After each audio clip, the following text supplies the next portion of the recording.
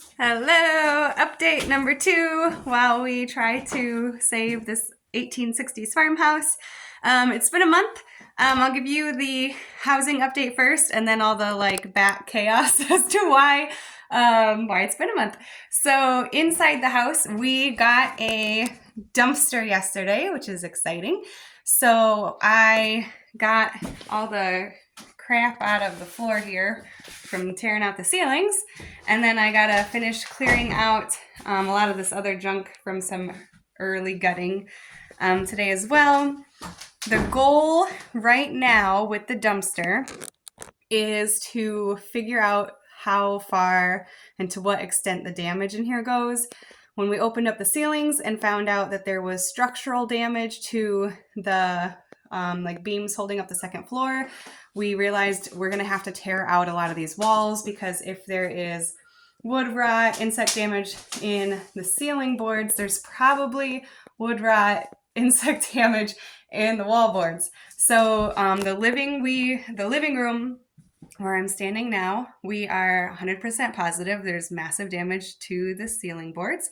So this room, we are going to gut all of the walls as well to see to hopefully, God willing, there is not structural damage in the walls as well. But we're going to find that out this week. As far as the back room goes, we'll probably tear out the ceiling to make sure there's no more water damage going on. And hopefully that will be it, other than fixing the foundation in that room. In the kitchen, the goal with the dumpster this week and next is to gut the ceiling, because this is the other room that holds up the second floor. So we'll be able to see if there's structural damage on that side of the second floor as well. Hopefully not. When you're standing on the second floor, that room is not wonky like the living room upper room is. So God willing, not massive structural damage in that room.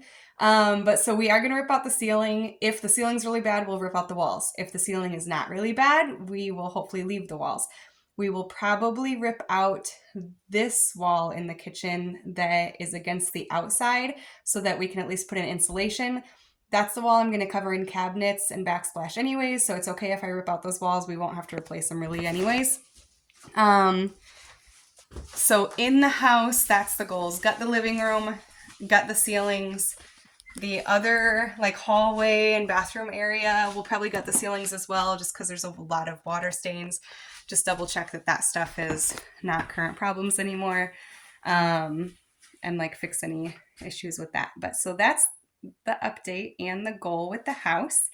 It's taken us a month to get to this point because those of you who know less about the backstory going on, when we moved down here and sold our house, we sold our house because we thought we were buying a house. But then we had 4 houses fall out of contract before we finally bought this.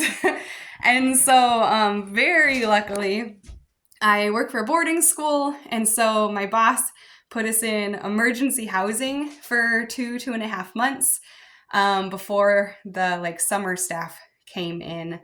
So last Friday was our last day in that. So last month, when we found out there was structural problems in here and we wouldn't be able to move into the second floor or store anything up there, we've had a month of panic of we've had to rent 2 storage units to put all of our belongings in. We've sold a lot of our belongings, stuff that we just know isn't going to fit in here anyways and is not worth storing. And then we've spent the last month doing that, which was, we had used our camper for storage when we moved out of our last house. And so now we realized we're going to have to live in our camper for who knows how long. So we had to take everything out of the camper, put it in the apartment, go through all the stuff to get out all of our summer clothes and camping gear, and then repack all of our belongings, put everything into storage from the condo. So we've kind of moved twice in the last month from the camper to the condo to the storage. And then we have had to set up the camper because we will be living in the camper now officially. So we've been living in the camper for a week, which actually has been nice. It's definitely an experience, but we like to camp, so it's not been that weird.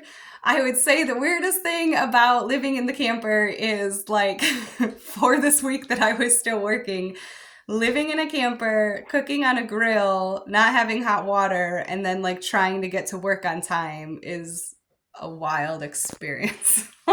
And I know that a lot of people in the world live that way, so it has been culturally eye-opening in ways I cannot like explain, to like have limited resources out here and try to live like a normal existence. But we're having a good time. We have Josh was able to replumb some stuff here so that we can hook up water to the camper, so I can wash dishes in there now, which is helpful. He was able to get the one bathroom that this house has running, and we parked the camper next to it. So we use the house bathroom to go to the bathroom and to take cold showers, which is not great, but showers are showers, I guess. So we're using that bathroom in the house, but we have water in the camper, and we bought like a faucet pure water thing. So we have filtered water coming into this. So we have drinkable water, that was a big deal yesterday. So for a week we've had to use water bottles and things, and I didn't realize how big of a deal it would be to have like filtered water, but that was a really exciting moment when we clicked that onto the faucet, and now we can just use cups and not keep buying water bottles.